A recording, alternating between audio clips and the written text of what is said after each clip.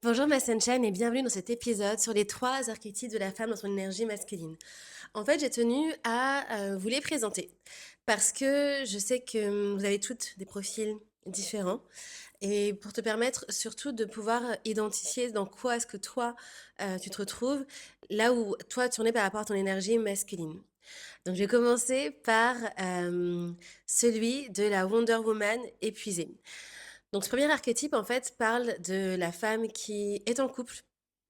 Donc ça a pu être toi dans une vie antérieure, dans tes autres relations, si tu es célibataire aujourd'hui.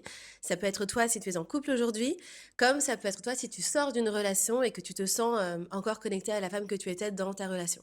Donc en fait, la Wonder Woman épuisée, c'est, la femme qui porte beaucoup dans son couple. C'est la femme qui initie énormément, qui, finalement est un peu, la manager de la relation, qui va être celle qui est à l'initiative des conversations difficiles, qui est à l'initiative des activités, des départs en vacances, des sorties, qui va en fait, être, le cerveau et les épaules de la relation. Moi, c'est une femme que j'ai été et je savais pas du tout que j'étais ça, en fait. Si tu veux, donc c'était il y a très longtemps, dans une relation qui a duré, près de 2 ans où, en fait, au départ, mon ex comment dire? Avec le recul, j'ai pris conscience du rôle que moi j'avais joué dans la relation. Au moment où, j'étais avec lui, ma façon de voir les choses, c'était que je le trouvais trop mou. Je trouvais qu'il manquait en fait de peps, d'énergie, de vivre, de leadership. Je comprenais pas forcément parce que je trouvais que dans sa vie professionnelle, il était pourtant cet homme-là, tu vois, qui, mettait les choses en place, qui allait chercher ses rêves et cetera. Mais que dans notre couple, en fait, je le trouvais, assez passif. Et ce que j'ai compris, en fait, vraiment avec le recul, mais vraiment avec les années et tout le travail que j'ai fait en développement personnel, c'est que, j'avais moi aussi un rôle à jouer. C'est-à-dire que au départ, au début de la relation, il n'était pas comme ça.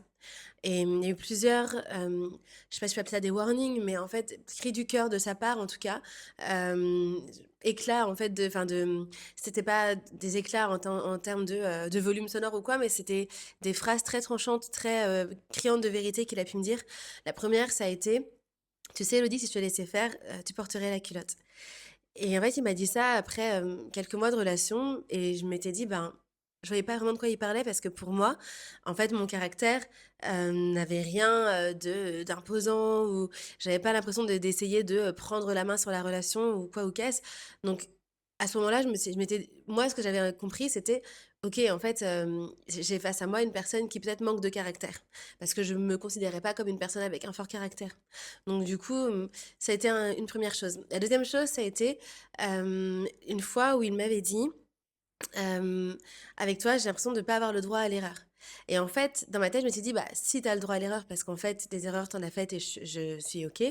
Mais dans le fond, je me disais: «Non», enfin, je me disais aussi: «Bah non, tu as pas le droit à l'erreur parce qu'en fait, bah, c'est pas comme ça que ça marche. Je vais pas juste rester là et supporter, des erreurs de ta part. Enfin, je suis pas venue ici pour souffrir, en fait. C'est pas ce pourquoi j'ai signé». Et du coup, donc il y avait cette, forme de dureté sous-jacente que moi, je voyais vraiment comme de la protection et à aucun moment, je me disais que ça pouvait contribuer finalement à faire de lui un homme passif dans la relation. Et le truc, c'est que donc ça, c'était au départ. Donc au départ, pourtant, il y avait de sa part des actions, du leadership, des prises d'initiative que je ne percevais pas forcément. Enfin, comment dire? Au départ, c'est ce qui avait fait aussi que j'étais tombée amoureuse, que, voilà, il y avait une sorte de flow, comme je pense à déjà dû le connaître dans des relations où, bah, souvent au début c'est cool, mais après quelques mois, en fait, vraiment le déséquilibre a commencé à se creuser et à créer un fossé en réalité. Et petit à petit, moi, j'ai commencé à être vraiment, fatiguée et donc il y avait une ambivalence entre le fait que, d'un côté, je l'aimais profondément. J'aimais l'ami que j'avais avec lui, en fait, c'était mon meilleur ami, on partageait beaucoup de choses. Comme c'est peut-être je suis chanteuse, donc il était, musicien aussi. On partageait cette passion-là ensemble, on se soutenait dans tout. Enfin, c'était vraiment mon meilleur ami comme, bah, je pense toute femme aimerait avoir dans son compagnon en plus de l'aspect séduction, de l'aspect, dynamique, romantique et cetera. Hem, mais à côté de ça, en fait, sur la durée, je me sentais vraiment, petit à petit seul. Enfin, j'avais l'impression de je sentais qu'on était chacun seul dans la relation et que enfin, sur la partie romantique, que notre relation nous faisait du mal et moi, j'avais l'impression qu'on lui faisait du mal à lui surtout parce que moi, je me sentais de plus en plus dure à mesure qu'il était mou, moi, je me sentais dure. Plus il était, passif, plus de mon côté, bah, j'avais besoin de sécuriser, en fait et l'énergie masculine et l'énergie féminine fonctionnent comme ça. Il y a vraiment ce, bah, en fait, ce besoin d'équilibre, en fait. Plus l'un va d'une certaine manière, plus l'autre devrait être d'une autre manière. Maintenant, qui est celui des 2 qui «commence» entre guillemets et qui enclenche le cercle vicieux, ça, bah, ça dépend des situations, mais ce qui est sûr, c'est qu'on a chacun un rôle à jouer. C'est-à-dire que quand on est dans une dynamique comme ça, on est aussi contributeur. Là où moi, en fait, dans le pendant, je ne voyais pas forcément à quel point j'étais contributrice, voire même peut-être aussi à l'initiative, enfin de la dynamique qui s'était créée. Et du coup, bah, oui, je me retrouvais à beaucoup porter, ce qui, me fatiguait, m'épuisait, ce qui rendait aussi, la dynamique, comment dire? Désagréable, ce qui faisait que, j'avais plus de désir pour lui. Je ne l'admirais plus. En fait, j'admirais qui il était loin de moi, j'admirais ses qualités en tant que personne, j'admirais, hem, tout ce qu'il pouvait représenter aussi. Mais quand il était présent, ça me tendait parce que je me sentais comme avec un poids énorme tout d'un coup sur les épaules parce que j'avais l'impression que tout devait reposer sur moi. Et toute sa communication non verbale, tout son gestuel contribuait aussi à ça, à mesure que ça avançait. Donc ça, c'est, bah, un cas de figure que donc moi j'ai vécu dans cette relation qui a été quand même relativement longue, où du coup, enfin vraiment pour moi le salut, s'est trouvé lorsqu'on s'est séparés parce que j'avais vraiment besoin de stopper, je voyais plus d'issue. Lui en fait, on était arrivé à un point où il me disait, il me demandait de faire de lui l'homme de mes rêves. En fait, il était tellement volontaire pour me correspondre qu'il en était au point de me dire: «Façonne-moi à ton image». C'est mot pour mot ce qu'il m'a dit. Et là, je m'étais dit: «Mais ça va pas du tout, ça va pas du tout, du tout, on peut pas, c'est pas possible de fonctionner comme ça, je peux pas, c'est pas c'est non». Et en fait, d'où la passivité poussée à l'extrême, notamment enfin dans cette relation où il était, enfin vraiment, il s'est présenté à moi en me disant, «Fais je suis une pâte à modeler, fais-moi ce que tu veux, je veux être avec toi». Et en fait, c'est ce qui peut se passer dans les relations où, la femme dans son énergie masculine parce que alors là, effectivement, c'était, très extrême. Maintenant, même sans aller jusqu'à ce qu'un homme te dise une chose pareille, en fait, c'est, vraiment des relations où, on est face à une personne qui veut être avec un homme qui veut être avec la femme en réalité, qui veut lui correspondre, qui ne se sait entre guillemets «pas à la hauteur de ses attentes», qui a envie de l'être mais qui ne sait pas comment faire et qui du coup, par défaut, plutôt que de risquer de faire une erreur, préfère se mettre en retrait, arrêter d'agir et la laisser, elle, prendre le lead, ce qu'elle sait faire, ce qu'elle fait bien. Et du coup, il se dit, ben, en fait, elle a l'air d'être contente quand c'est elle qui gère, donc je la laisse faire. Et lui, ça le rassure aussi, parce que son énergie féminine blessée à lui vient de son manque de confiance en lui en réalité. Et du coup, en fait, bah, la femme qui au départ est rassurée parce que elle sait faire prendre le lead, quand elle est au contrôle, elle se sent en sécurité. Bien, en fait, petit à petit, se sent fatiguée parce enfin, on n'est pas faite pour gérer toute la relation, pour porter tout toute seule. C'est pas possible. Le couple, c'est vraiment l'union de deux personnes, deux individus, deux individualités, deux adultes. En fait, on ne peut pas en tant que femme, et d'ailleurs l'homme non plus, ne peut pas tout gérer. C'est-à-dire que même quand l'homme est dans son énergie masculine saine, et je fais vraiment la différence, et je t'invite à regarder et écouter mes podcasts, les autres épisodes pour voilà, apprendre à faire la distinction si jamais c'est un sujet avec lequel tu n'es pas encore à l'aise. En fait, quand l'homme est dans son énergie masculine saine, donc de sécurisation, d'ancrage et de protection d'action, il n'est pas en train de tout porter. On n'est pas en train de dire que, ok, en fait, on échange les rôles, on lui renvoie le bébé, c'est à lui de tout porter. Non.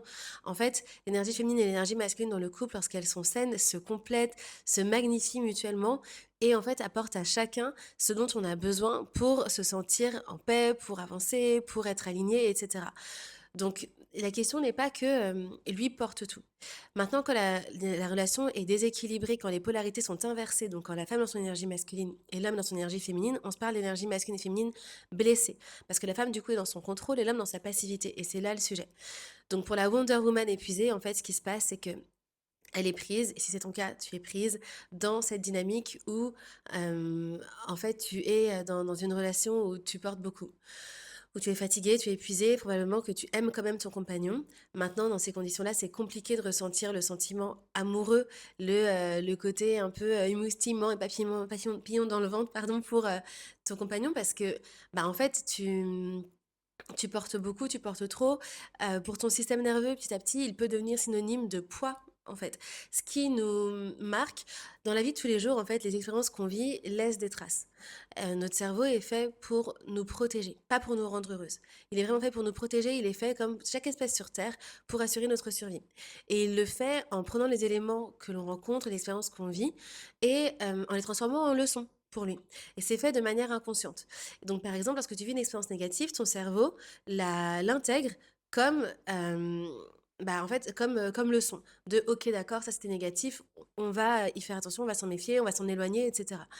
Et donc quand, à répétition, ton compagnon finalement représente un poids, représente quelque chose qui, t'est négatif, bien sa simple présence, même si consciemment tu te dis que tu l'aimes, que tu as vécu des choses avec lui, que c'est une bonne personne, qu'il a des qualités, que vous avez des projets communs, une vision commune et cetera, mais en fait, tout ton corps, tout ton système nerveux va venir se tendre parce que malgré tout, il va représenter quelque chose de négatif, même si ce n'est pas, hem, ce que tu souhaites en réalité.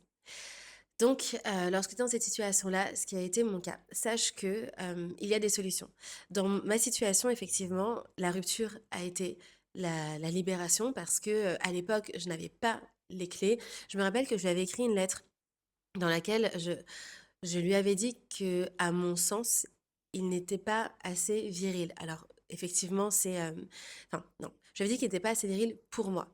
Pas à mon sens, mais pour moi. Je lui avais dit qu'il était parfait tel qu'il était, qu'il serait parfait pour une autre femme, mais que pour moi, dans notre dynamique à tous les 2, en fait, il manquait de virilité par rapport à mes besoins à moi. Donc déjà à l'époque, j'avais cette idée de, il y a un truc par rapport à la virilité, par rapport à l'ancrage, par rapport à la solidité, mais j'avais pas les mots. On se parle de ça, je crois que j'avais 22, 23 ans, et du coup, en fait, je ne savais pas. Je ne savais pas qu'en fait, ça n'avait rien à voir avec sa virilité. J'essayais en fait de ne pas le blesser, mais de lui dire: «Écoute, on est en train de se faire du mal, je sens qu'on est en train de te faire du mal aussi, il faut qu'on arrête». Ce qu'il ne voulait pas, accepter. Et comme pour moi, je n'avais rien à lui reprocher de concret parce que je me disais: «Mais il fait rien de mal». J'avais pas à mettre le doigt sur ce qui n'allait pas. En fait, je me disais: «Je peux pas le quitter parce qu'il a rien fait de mal, il ne mérite pas que je le quitte. Au contraire, il mériterait que je l'aime» et j'essayais vraiment de retomber amoureuse de lui, mais j'y arrivais pas. Et sans savoir qu'en fait, le problème était dans nos polarités. On était dans des polarités qui étaient inversées. Et en fait, c'est seulement quand il a accepté, en réalité, parce que je voulais pas l'abandonner, quand, voilà, à force de temps et d'explications et qu'on a pu rompre, moi, ça a été un soulagement immense pour moi parce que vraiment tout d'un coup, ça m'enlevait en fait cette responsabilité d'essayer de l'aimer constamment, et d'essayer en fait de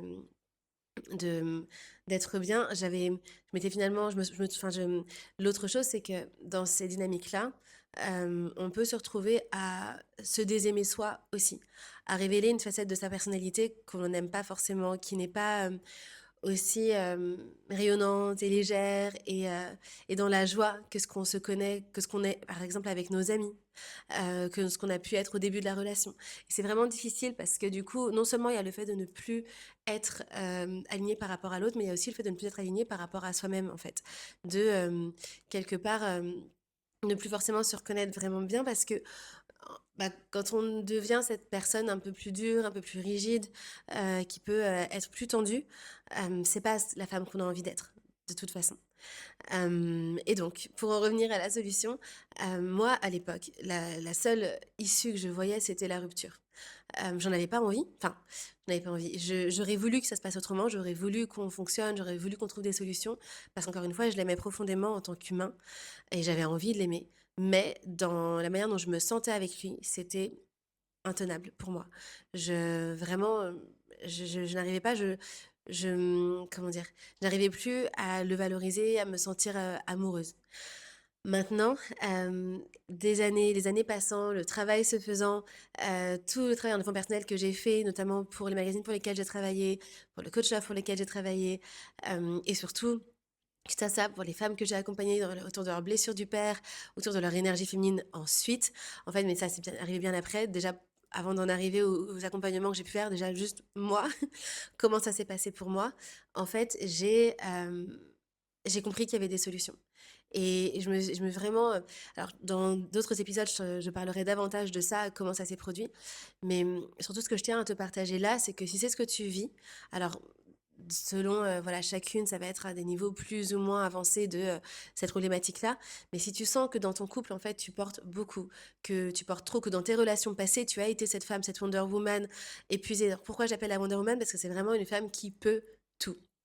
La semaine dernière, j'ai eu un coaching avec une femme que j'accompagnais qui vient de terminer l'accompagnement, qui en fait, hem, donc quand je l'ai rencontrée, elle était célibataire, ça n'allait pas du tout dans sa vie amoureuse.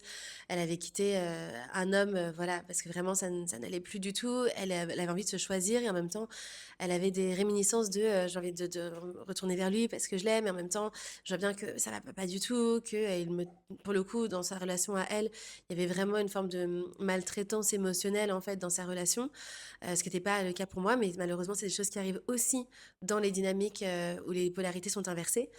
Et en fait, après l'accompagnement, là, pour ce dernier coaching, elle m'annonce qu'elle a rencontré quelqu'un depuis plusieurs mois, que cette relation est incroyable, que c'est la meilleure relation de sa vie, que, elle se pensait romantique, mais qu'en fait, elle se rend compte que vraiment elle ne l'était pas comparée à ce qu'elle vit là avec son compagnon.